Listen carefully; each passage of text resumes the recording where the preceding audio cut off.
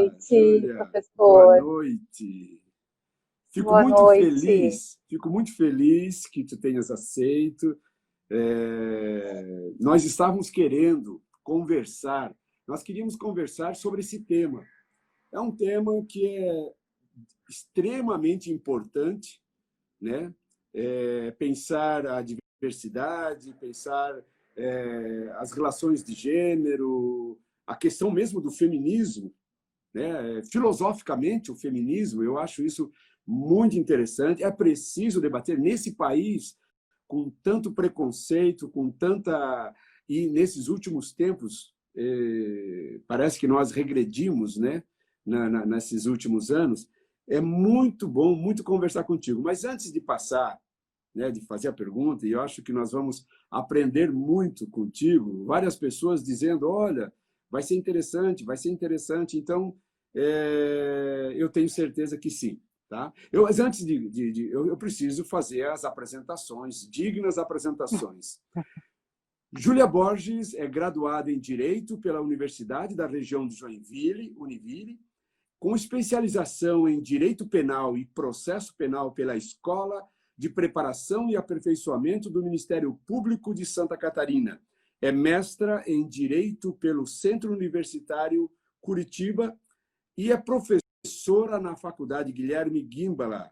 É membra da Comissão de Diversidade Sexual e Gênero da OAB de Joinville, membra do Instituto de Defesa da Igualdade de Gênero,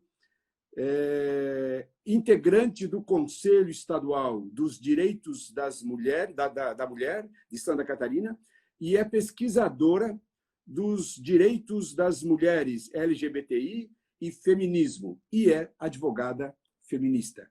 Doutora Júlia, boa noite, seja bem-vinda aqui para conversar conosco. Eu acho que é um tema que eu admiro muito, eu tenho feito essas discussões com os alunos, né, na universidade, e falar sobre isso com alguém que vem do direito é bastante importante. Eu fico bastante inculcado, querendo exatamente saber. A primeira pergunta que eu quero fazer para ti, e assim, ó, fica bastante à vontade para responder, ou dizer, olha, acho que isso aí não precisava, qualquer coisa dessa natureza. Eu peço que as pessoas que estão nos ouvindo, que anotassem as perguntas, né, ou fossem passando ali, para que no final nós possamos trazer as perguntas do público e passar para a nossa entrevistada conversar a respeito desse tema. A primeira pergunta que eu queria fazer, e que é algo que é meu, que me intriga bastante, queria entender, está havendo uma feminização do direito? Percebe-se uma Então, segregação professor, dentro do direito? Como é que tu vê o direito em relação, né, à mulher, né, no direito? Como é que tu vê? bom, primeiro eu queria dar boa noite, né, ao professor, em primeiro lugar, a todas e todos que estão aqui prestigiando esse bate-papo. Agradecer, professor, o convite, fiquei muito honrada, muito satisfeita, contente pelo convite, porque é muito raro ver homens querer debater o tema, né? Convidar mulheres para falar sobre a temática. Então, esse, inclusive, é um ponto assim de reflexão que eu também queria trazer e que eu gosto de conversar sobre a questão dos homens, né, estarem também compartilhando da luta feminista. Mas isso a gente conversa depois, né? Isso. Bom, em relação à sua pergunta, né, direito e feminismos, ou então como que se há uma feminização do direito, esse é um assunto um tanto complexo, assim, acredito eu, né? Primeiro porque o campo jurídico é um campo extremamente conservador, que tem raízes do patriarcado, tem elaborações de discursos, narrativas, inclusive de legislações que são feitas, né, por homens, até porque nós temos poucas mulheres ainda no poder legislativo e o direito está muito imbricado, né, Perfeito. com normas legais. As mulheres então, começaram a votar há pouco tempo, né? ali em 30, 1937, se eu não me engano, por ali, né? Então, quer dizer, a gente ainda tem muito o que avançar no direito das mulheres ou nos direitos LGBTI dentro do campo jurídico, né? Então, embora a nossa Constituição Federal de 88 tenha redemocratizado o país e tenha trazido a perspectiva da igualdade de gênero, inclusive a partir da luta das mulheres constituintes, dos movimentos feministas, né? Nós ainda temos muito que avançar. Então, eu não consigo perceber, posso estar muito enganada, que exista de fato uma feminização do direito. Eu acho que ainda nós estamos tentando compreender o fenômeno do feminismo imbricado com o direito, e como que isso dialoga, qual que é essa interface, né? Então, o direito em si está começando a desenvolver pesquisas acadêmicas e reflexões sobre o feminismo jurídico. Então, é uma luta que está começando, assim, no meu ponto de vista. Mas o número de mulheres hoje no direito tem aumentado bastante, né? Eu dou aula no curso de Direito há 23 anos, que é a idade do curso de Direito. No início, nós tínhamos mais ou menos de 40 alunos, nós tínhamos 4 mulheres e 36 homens. Uhum. Hoje, Sim. em algumas turmas, é o contrário. O número de mulher é muito grande à procura do curso de Direito. Tu percebe isso também? Sim, eu percebo bastante a procura das mulheres para ingressarem no curso de Direito. Hoje, se eu não me engano, já estamos quase com maioria, né, na OAB. Maioria talvez não, mas nós somos mais mulheres do que homens, ou estamos quase ali, né? Então, temos uma representatividade, um protagonismo hoje no campo jurídico, mas existem muitos problemas que precisamos enfrentar, sem dúvida. Há uma Mas segregação. é isso aí. Há uma segregação. Sim, sim.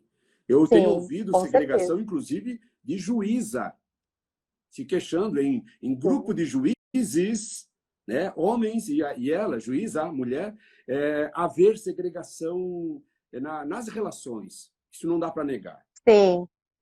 Sim, o Poder Judiciário hoje comporta 30% de mulheres magistradas, também é consideravelmente um número muito inferior aos homens, né? E isso também traz ainda, né, mantém ainda um problema de disparidade de gênero dentro do próprio Poder Judiciário, como os outros poderes também, né? Perfeito. Mas, como eu falei, é uma luta que está avançando e faz todo sentido. Perfeito.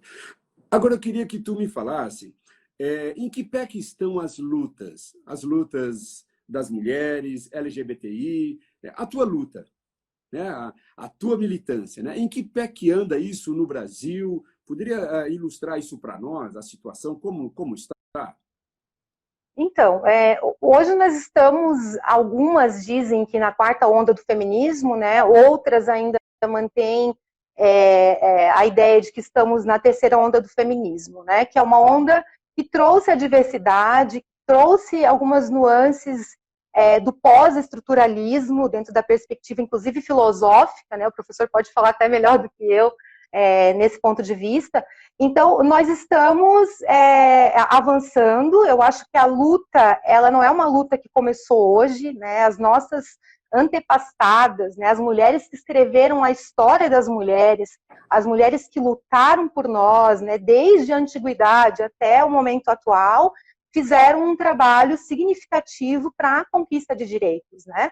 Mas a luta, ela vem se fortalecendo. Eu penso que as mulheres estão se interessando mais, mas não basta só que mulheres se interessem. Eu acho que aí vem aquele ponto que eu trouxe lá no início, né? Da necessidade dos homens começarem também a dialogar com as mulheres sobre os feminismos, sobre os direitos das mulheres, direitos LGBT. Mas é uma luta que a gente está, acredito eu, o feminismo é revolução, né? Então, nós estamos revolucionando, mas ainda temos bastante pedras, digamos, para ultrapassar. Perfeito. É aquela questão, né? O problema não é um problema da mulher, é um problema da sociedade. né? É um problema da sim, sociedade. Então, precisa haver exatamente, o homem precisa começar a debater. O homem também precisa se libertar. Que o homem sim, tá exatamente. aprisionado também em alguns, né, alguns ídolos fechados que não consegue sair Sim, dali.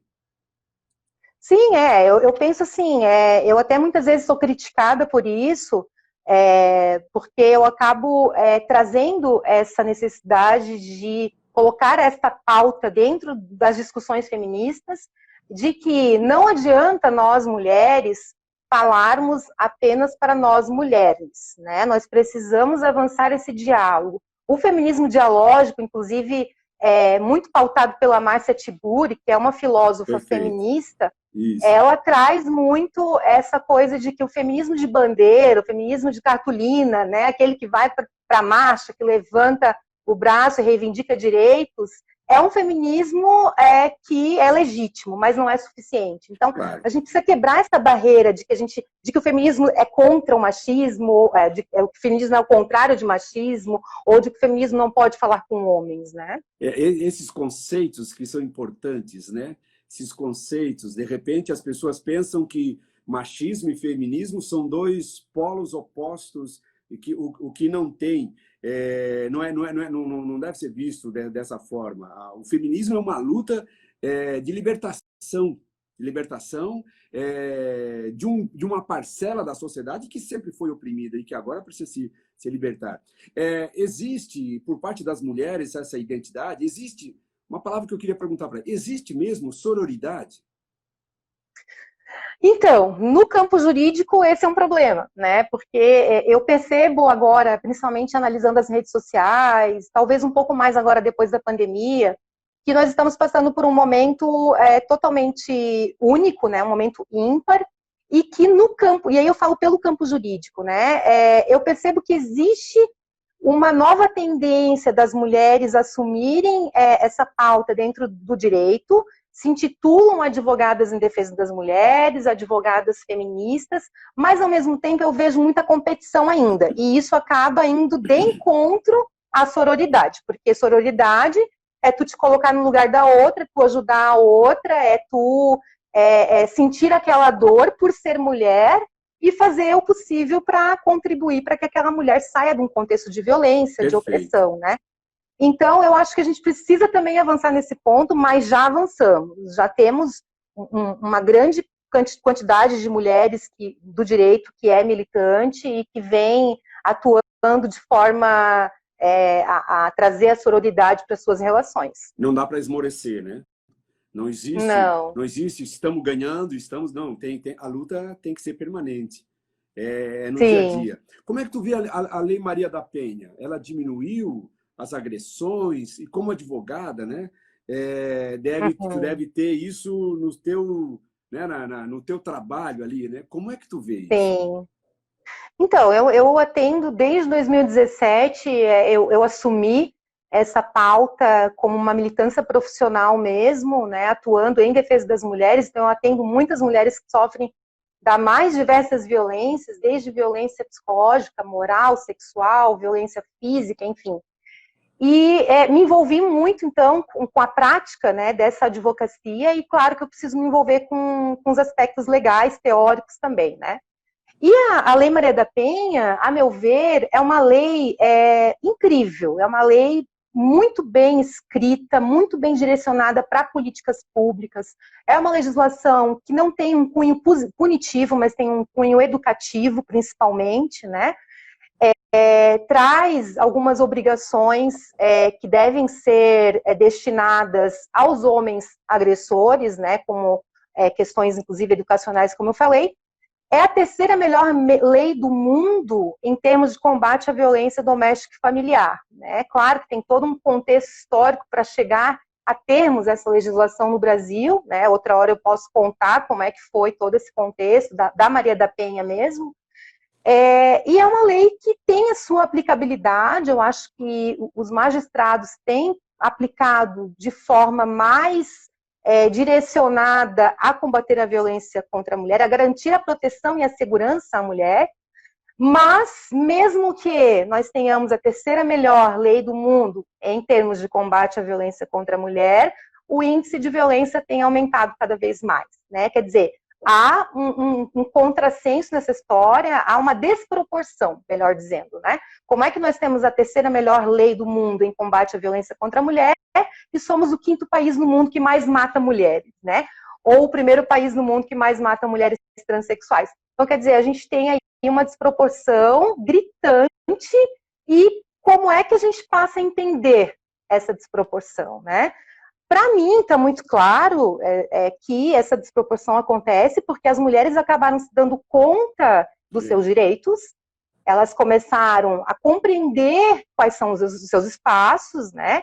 Quais são os seus lugares, e esse protagonismo de inserção nesses espaços públicos, por exemplo, que eram espaços majoritariamente masculinos, essa inserção acaba incomodando aquele que tinha o poder com exclusividade nesse espaço, ou seja, os homens, né? Perfeito.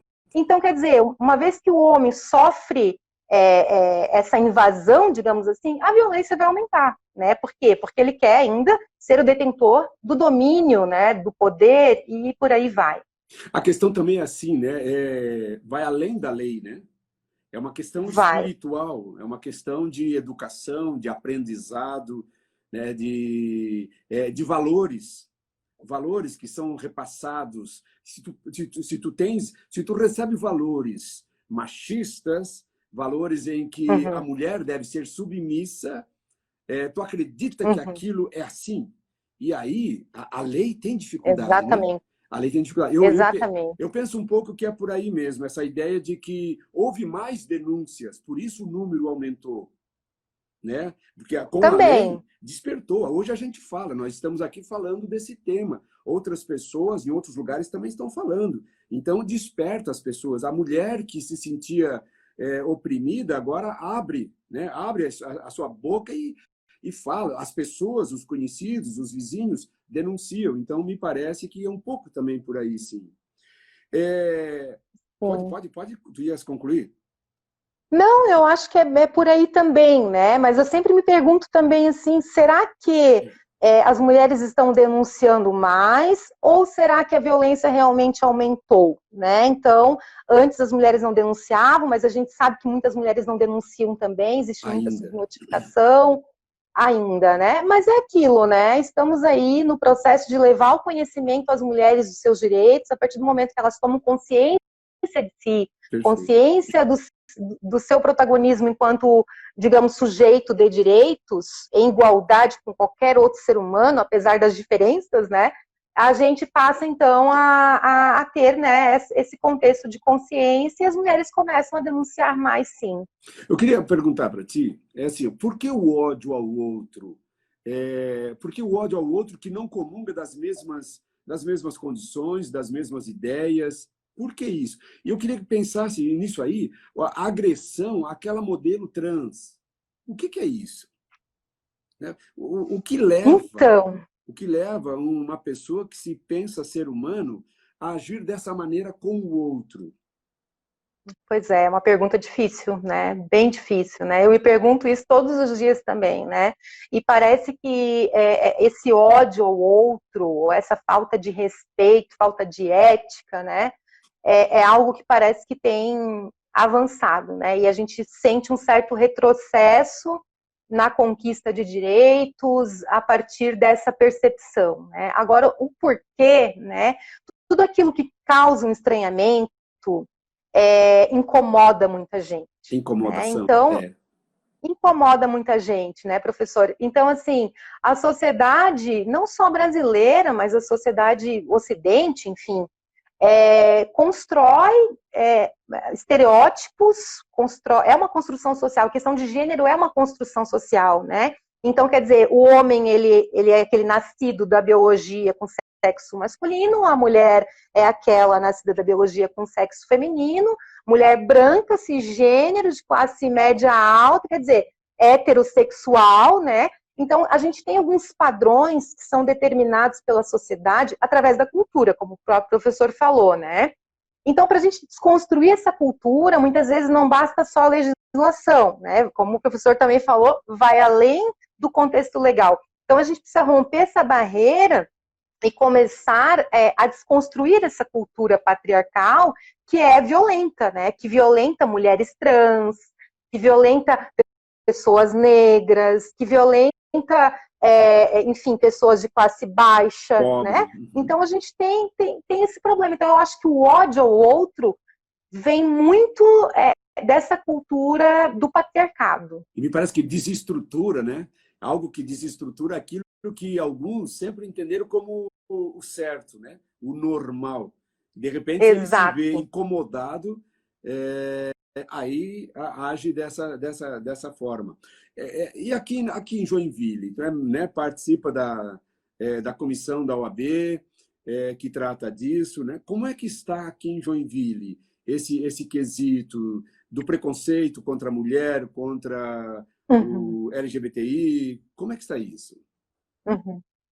Então, eu participei por muitos anos do Conselho Municipal da Mulher de Joinville, né, um órgão que não é vinculado diretamente, mas é um órgão, né, que representativo da sociedade civil, o que me trouxe uma visão um pouco diferenciada até a partir, né, de um contexto mais político, digamos assim, em relação às mulheres. E participei da OAB por muito tempo também, tanto na comissão da mulher advogada, lá no início da minha carreira, e depois na comissão da diversidade sexual e gênero.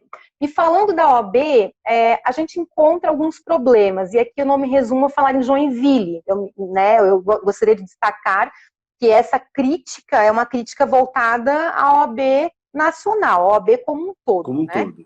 Nós temos uma dificuldade de levar esses temas, essas pautas, para dentro da OAB, em que pese a Ordem dos Advogados do Brasil, nos últimos anos, tenha já se posicionado a favor da garantia desses direitos, né? Então, apesar de ser uma luta, né, e eu poderia enumerar algumas situações que eu presenciei e eu vi, nós estamos também avançando, mas ainda falta muito.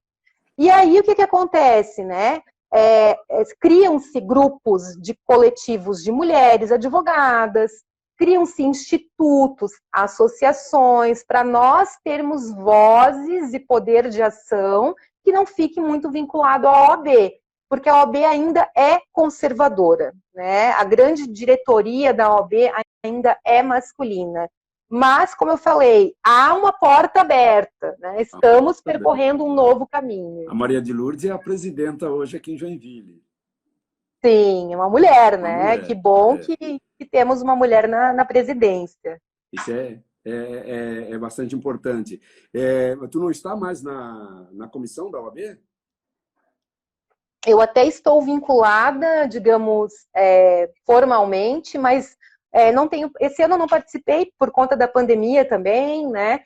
E nós tivemos algumas dificuldades para criarmos a comissão, começa por aí, mas isso já foi lá na gestão faz alguns anos, né? A Comissão da Diversidade Sexual e Gênero. Tivemos que sustentar os motivos e as necessidades, a justificativa do porquê criarmos essa comissão. Né? Tivemos, inclusive, advogados que foram contras, porque entendem que todos são iguais perante a lei, e a gente sabe que não é assim, né? Existe desigualdade, né? Exatamente. Então, quer dizer, hoje eu estou mais, professora, assim, mais focada na minha atividade profissional.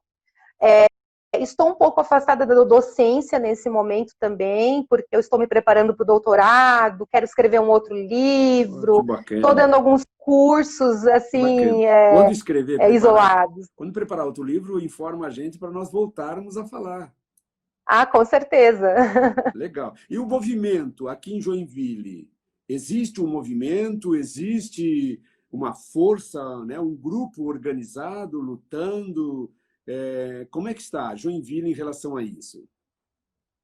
Então, eu acho que existe sim, né? Embora um pouco disperso, um pouco heterogêneo, talvez sem muita união, mas existe sim mulheres do movimento feminista, né? E que vão em frente em busca, né, da garantia de direitos.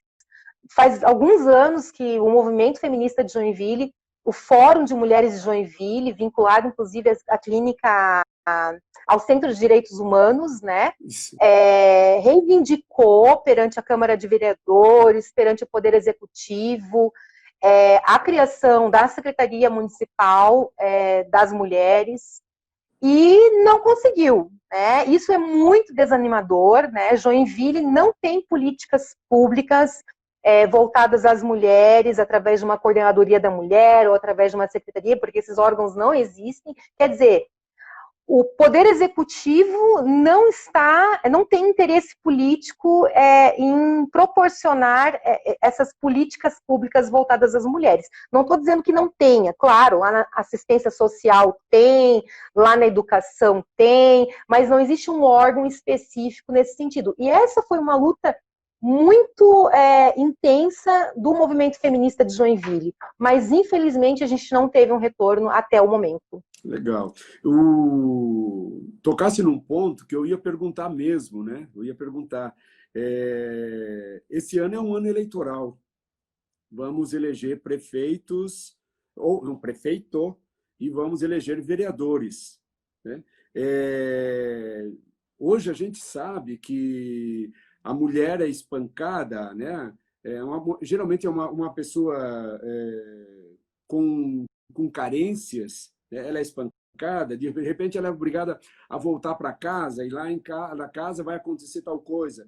Em alguns lugares existem casa de acolhimento, existem abrigos, né? Como tu falas aí, faltam políticas, decisões de governo voltada para a mulher, voltada para a LGBTI, o caso do espancamento da modelo, né? Enfim, está faltando esse tipo de coisa.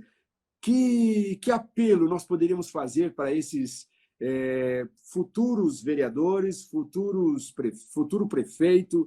O que é que nós podemos falar para eles? O que é que Joinville precisa? Precisa agir? De que forma?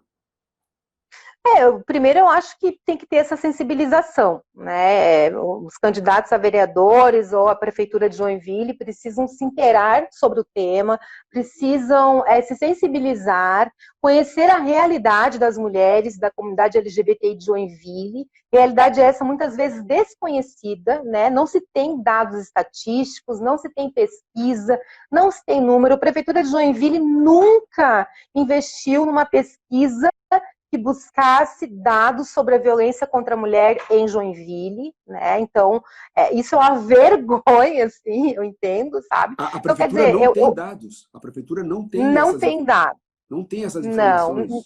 Não tem essas informações. Por alguns momentos foram tentados alguns projetos para termos esse diagnóstico, mas me parece que esse projeto custa caríssimo, né, para buscar uma pesquisa diagnóstica. Inclusive, enquanto eu estava no Conselho Municipal dos Direitos das Mulheres, foi encaminhado um projeto para o Poder Executivo Federal, para liberação de verba, mas não foi liberado. Então, quer dizer, entendo que falta um pouco de vontade política e de conhecer também essa necessidade em Joinville, né? A Delegacia da Mulher, mas aí a gente está falando do Estado, né, de Santa Catarina, tem desenvolvido alguns projetos dentro da DPCAM que são voltados a combate à violência, a diálogo com o agressor. Isso evoluiu um pouco, né? Embora nós tenhamos muitos. E a gente pode ver pela quantidade de representantes mulheres, se eu não me engano, hoje estamos em 3 vereadoras apenas, e infelizmente as nossas 3 vereadoras não adotam a pauta do direito das mulheres, né? Nada contra, né, as vereadoras, e fico muito assim, contente que tenhamos mulheres, embora acho que precisamos de mais mulheres nesse espaço de poder, né, nesse espaço público, mas essas mulheres não estão atentas a essas pautas. Então, quer dizer, o movimento feminista tem se organizado, inclusive, para formar lideranças mulheres, para que essas mulheres se candidatem a vereadora e possam, quiçá, conseguir uma cadeira, né? E o que para nós seria, assim, muito importante. Por quê? Porque os homens não têm essa visão. Mas por que os homens não têm a visão? Porque as mulheres não dialogam com os homens também, ou vice-versa, né? Então, são problemas que vão se imbricando uns aos outros. Não adianta somente se eleger se eleger vereadora se, de repente, ela está também envolvida dentro de um fluxo conservador e permanece tudo, ela sai e tudo continua do jeito que sempre esteve. Então, é algo, claro, tem que ser pensado um pouco a respeito. Nós estamos já passando de meia hora conversando, isso vai Sim, rápido, né? muito Eu rápido. queria fazer para as pessoas que mandassem perguntas. Já tem algumas perguntas que foram colocadas ali, que eu anotei, né? Então, terminando as perguntas que eu tinha elaborado, daí eu vou passar as perguntas do público que foi colocando, que foi passando para nós. Então, se alguém ainda tem mais algumas perguntas, né, vão postando ali que eu vou tentar anotar, anotar aqui. Legal. Mas assim, ó, eu queria saber, não dá para falar de decisões governamentais, de estrutura de Estado, né? Que a gente sabe que a forma de escolher o prefeito, o governador, o deputado, o senador, é através de partidos políticos, né? Existem Sim. alguns partidos que se identificam mais com essa pauta Uhum. ou não, né? Como é que tu vê a questão partidária diante disso? Existem sim, né? A gente percebe muito a militância dentro do PSOL. Eu penso que é um partido que tem uma visão bem progressista e voltada principalmente à comunidade LGBT, aos jovens, né, às mulheres. O Partido dos Trabalhadores está engatinhando. Eu acho que a gente, né, avançou bastante, mas ainda tem muito o que avançar, né? Principalmente eu acho que aqui na região falta um pouco de percepção nesse sentido, mas há uma preocupação, né? Há uma preocupação e penso que nós estamos caminhando para lograr êxito, incluir essas demandas, essas preocupações dentro dos partidos políticos e formular, então, políticas públicas, propostas, né? Para que isso seja debatido com a população. Né? Então, eu percebo, assim, que há essa preocupação nesses partidos, o PDT também, acredito que sim, né? E outros partidos mais de direita ou de extrema direita, obviamente que não estão nem um pouco preocupados, né, com esse tipo de pauta, muito pelo contrário, né? A exemplo do nosso, né, governo federal, a gente percebe aí o quanto de retrocesso nós temos, né? Perfeito. Então eu penso dessa forma. Uma pergunta que veio, né? Por isso que eu joguei a questão primeiro partidária, tá? Para nós chegarmos nessa questão aqui. Se tu quiser responder, responde. Questões de origem Sim, político-partidária, né? Mas se não, claro. perguntas que vieram do público nosso aqui. Uma pergunta foi: o impeachment da presidenta Dilma foi motivado? Teve também um quesito lá junto, um quesito machista? Bom, foi um golpe, óbvio, né? A gente não tem nem o que discutir se foi golpe ou não foi. Com certeza teve um cunho machista, né? Não tenho dúvida disso. A primeira pergunta que vem à mente é: e se fosse um homem no lugar da Dilma, teria sido também impeachmentado da forma como ela foi? Claro que não, né? Claro que não. Não há dúvida, né? A Dilma, eu não digo que a Dilma seja uma pessoa exemplar, longe de mim, né? Exato. Falar dessa forma, mas foi a primeira mulher a chegar na presidência da República do Brasil, né? E para nós mulheres isso foi muito simbólico, isso foi um avanço, foi uma conquista de direitos, né? E ela foi derrapada perante uma ação política sem fundamento legal, inclusive, né? O que configurou todo o golpe contra ela. Ontem nós estávamos falando sobre isso, inclusive, que durante o impeachment da Dilma, inclusive, fizeram adesivos da Dilma com a perna aberta, Perfeito. com uma bomba de gasolina no meio da perna dela, né? Isso Perfeito. incentiva, inclusive, a cultura do estupro, né? Então a gente tem um problema gravíssimo aí em relação a essa questão. Perfeito, perfeito. Às vezes eu penso assim, que a mulher, por conta desse machismo, ela tem que acertar duas vezes. Ela tem que acertar, porque todos, quando tem um empreendimento, quer acertar, quer fazer o melhor. E a mulher, no fato dela ser mulher, ela tem que provar que mulher consegue. Então, ela tem um peso em Sim. cima disso. é muito grande. E aí a dificuldade. Uma pergunta que veio aqui, que eu anotei, é: o machismo, ele é cultural ou ele é fruto de questões sociais? Ou são as duas coisas? Eu acho que são as duas coisas, né? Eu acho que a gente não tem como separar uma coisa da outra, né? Sem dúvida, é fruto de uma cultura que, óbvio que não nasceu no Brasil, uma cultura que já vem desde lá a antiguidade, né? Onde se colocava a mulher num espaço privado para cuidar de filhos, quando ela não era equiparada a um bicho, né? Inclusive, eu li em algum lugar que Aristóteles já dizia que a mulher ficava no zoo, né? Que era o zoológico, onde macacos e outros bichos também ficavam, né? Então, tudo isso parte desde a antiguidade, né? Não é algo que foi construído hoje, né? Então, as mulheres elas foram concebidas e criadas socialmente dentro desse estereótipo feminino como seres humanos aptos a procriar, a cuidar da família, a cuidar dos filhos, a cuidar das suas casas, né? Mulheres que não tiveram os mesmos direitos que os homens no contexto da instrução, a educação, a participação política, né? Então, quer dizer, nós tivemos vários problemas culturais que foram passando, né? Em vários momentos diferentes, isso foi sendo herdado em espaços e momentos diferentes, e nós temos ainda essa raiz estruturada. Então, quer dizer, é um problema cultural e é social, porque as relações entre as pessoas, elas acabam influenciando também na propagação dessa cultura, né? Mas eu Perfeito. sempre digo, como a cultura foi construída, ela pode ser desconstruída também, né? E Perfeito. acho que esse é o fundamento da luta, né, Claro, claro. feminista. A história é nossa. A história é É nossa. nossa, Nós construímos, nós tratamos. exatamente. Uma observação aqui é que eu falei que a mulher tem que acertar duas vezes. Acertar porque todos têm que acertar no empreendimento. A mulher tem que acertar pelo empreendimento e por ser mulher também tem que acertar. Daí alguém observou aqui, a mulher negra então tem que fazer o triplo.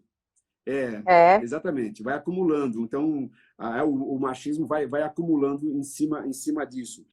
Uma outra questão que apareceu também do nosso público é a cota de mulheres, as cotas. Por exemplo, hoje nós falávamos sobre eleição, né? Existe uma cota, Uhum, uhum, 30% tem que ser de pessoas, de mulheres. Como é que tu vê uhum. isso? Essa coisa da cota negro, cota branco, cota isso, cota aquilo. Como é que tu vê isso? Depende do contexto, né? A questão política em si, eu acho que é uma conquista, embora eu não acredite que 30% deveria ser o ideal, mas 50% deveria ser metade, metade, afinal de contas a gente vive num Estado democrático de direito em que a igualdade de gênero é A um sociedade é mais ou conceito menos dividida fundamental. assim, né? A sociedade é mais ou Pois menos é, dividida assim, metade homem, metade mulheres. exatamente, né? Se a gente for falar em sociedade, a gente tem mais pessoas negras, inclusive, do que pessoas brancas no país, né? Exatamente, Mas todo mundo mascara isso, né? Mas eu exatamente. penso que as cotas, elas são muito favoráveis para a garantia de direitos, né? Porque estas pessoas, e aqui eu falo a partir de uma visão crítica dos meus privilégios também, porque eu não posso deixar de considerar que eu sou uma mulher muito privilegiada, né? Mas as minhas colegas, as minhas parceiras de luta, muitas vezes não são, né? Estão em outros lugares que não são os meus. E a partir disso, dessas dores, desses sofrimentos, dessa desigualdade que foi escancarada por muito tempo, é que eu acredito que as cotas são válidas e são legítimas, né? Agora, elas devem ser validadas a partir de uma perspectiva realmente de igualdade. A gente sabe que dentro do contexto político não funciona muito assim, né?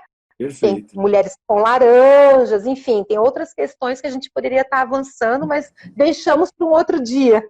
Tá certo. Uma outra pergunta que apareceu aqui é o papel da escola. O papel da escola.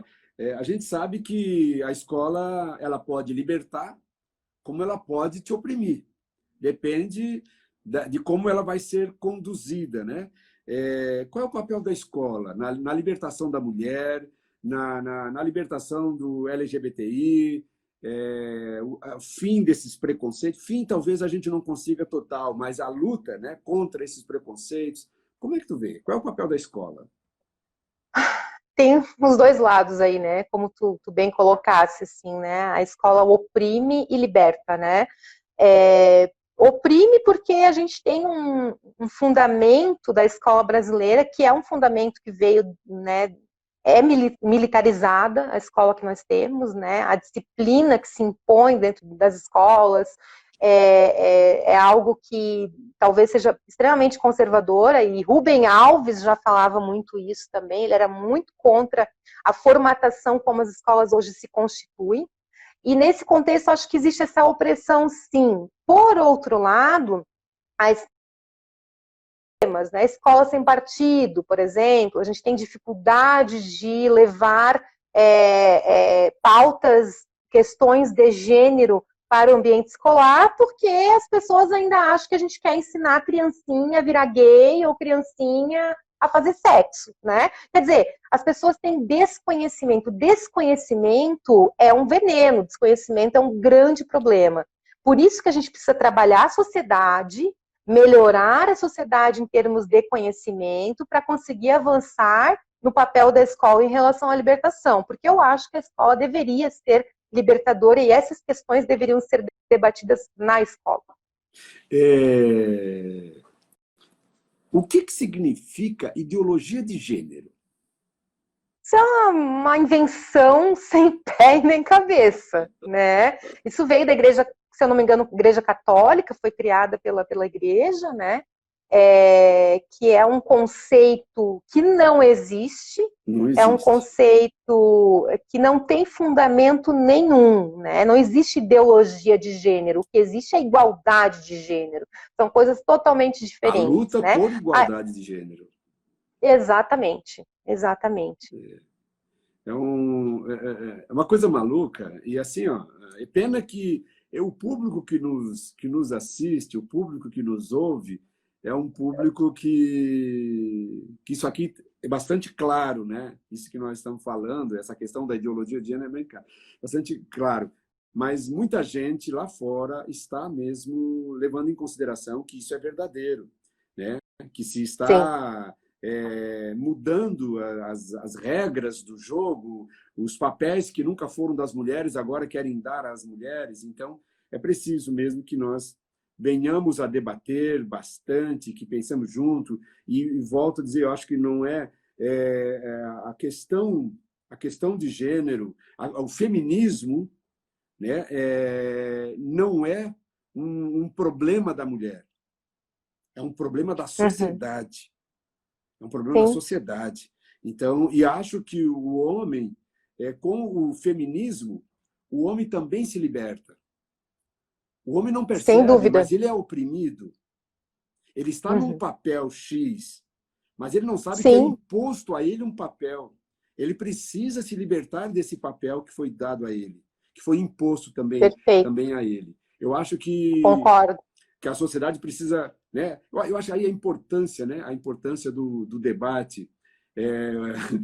Relaxa, conheço gente que acredita no kit gay e essas coisas, né? Essas coisas e por aí afora, né? E o tal estatuto da família, que tu poderia dizer?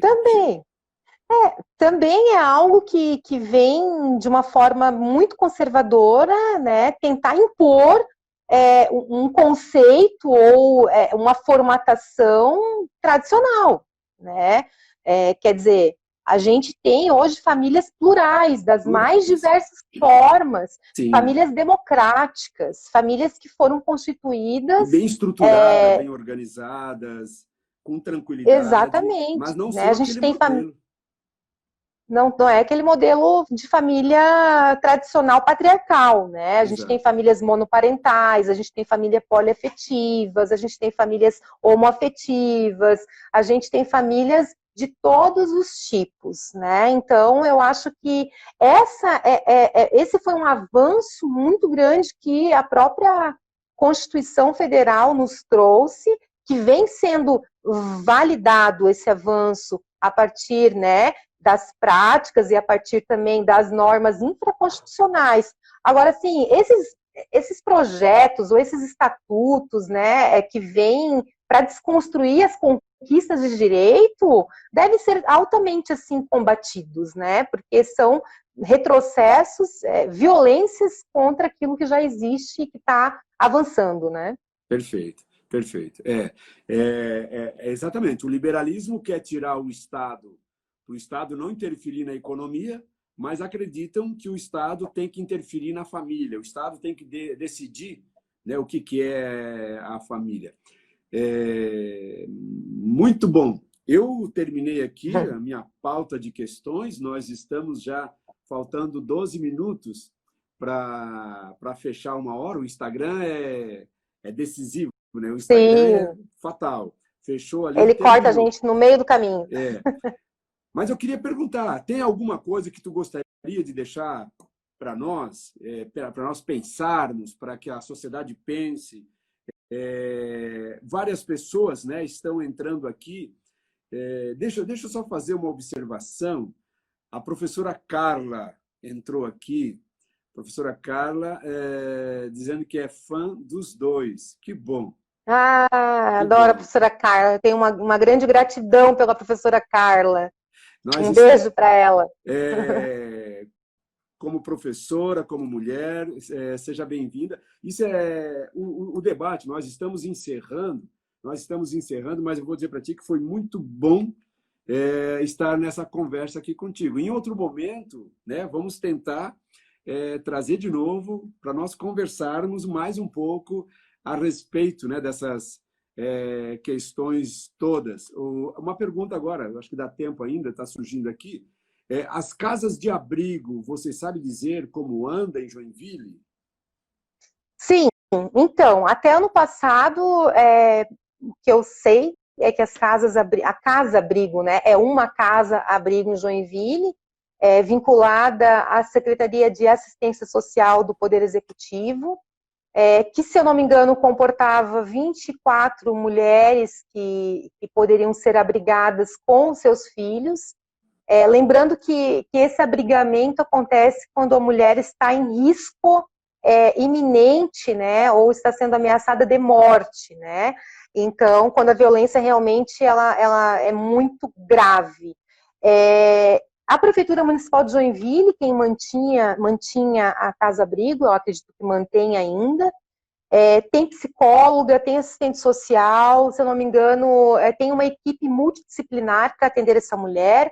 A casa-abrigo fica num local incerto e não sabido, justamente para que os agressores não possam acessar, né, e ter conhecimento de onde está a sua mulher, enfim, ou a mulher, né, não gosto de falar sua, mas a A mulher. esposa. A esposa, a companheira, enfim, né?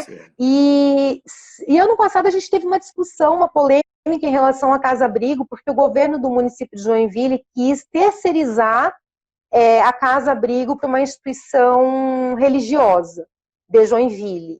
E isso gerou um problema, um debate, algumas audiências públicas, porque se entendeu, inclusive o movimento feminista entendeu, que o Estado, né, o município, estava se desresponsabilizando das suas obrigações enquanto garantidor de políticas públicas no sentido de abrigamento das mulheres. E aí, depois de muita luta, de algumas audiências públicas, de embates, que foram assim, embates bem calorosos, o município recuou e manteve a condução, né, dessa casa-abrigo. Então, o que eu sei é isso. Ok. Deixa eu só ver aqui. Ok.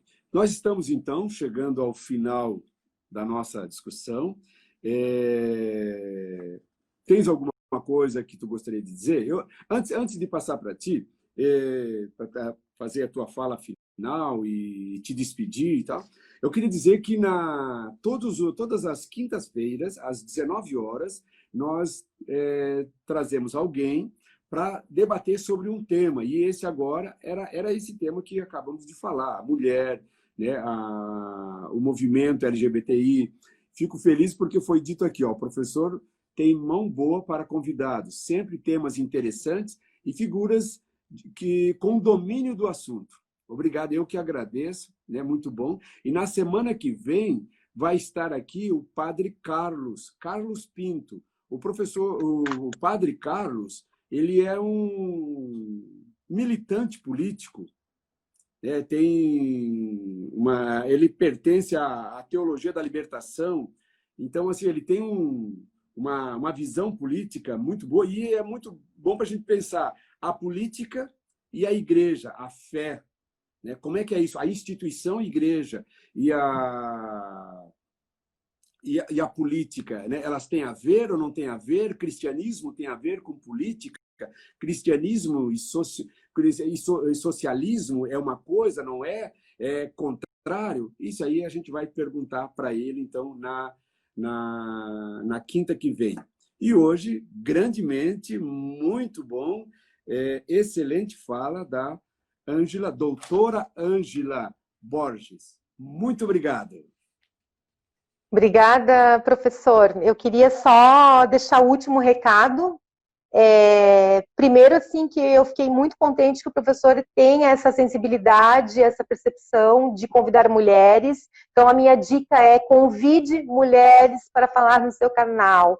Toda vez que o professor for falar com seus alunos, homens, ou com seus colegas, ou com a sua família, traga esse tema para o diálogo também, seja um parceiro do feminismo, do direito das mulheres, que eu acho que esse papel é fundamental. Nós precisamos de homens que possam propagar essa luta também entre o seu círculo de amizades, familiar, entre os homens, né? E dê voz, professor, às mulheres, né? Nós precisamos desses espaços, nós precisamos construir a nossa luta também a partir da nossa fala, né? Então, eu gostaria só de dizer isso e agradecer muito aí a participação com esse nosso bate-papo e é isso. Maravilhosa, maravilhosa. Muito obrigado.